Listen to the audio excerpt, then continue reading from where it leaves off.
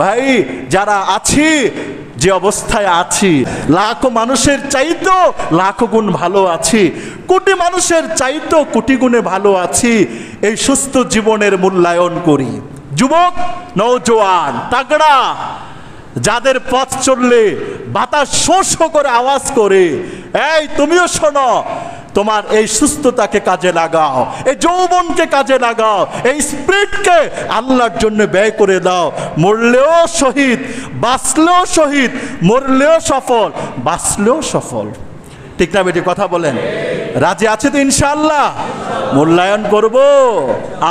সিহহাতাকা কাবলা সাকামিক, অসুস্থতার আগে সুস্থতার খুব মূল্যায়ন করা চাই ভাই।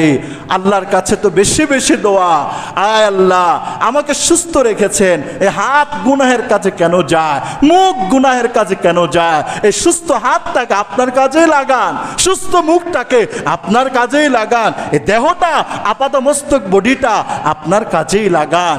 এরকম ভাবে দোয়া করা রাসূলুল্লাহ সাল্লাল্লাহু আলাইহি সাল্লামের সুন্নত। দোয়া করা কি সুন্নত? দোয়া করবেন তো ইনশাআল্লাহ। আল্লাহ আমাদের সবাইকে সুস্থ রাখুক, আমাদের ফ্যামিলিকে সুস্থ রাখুক।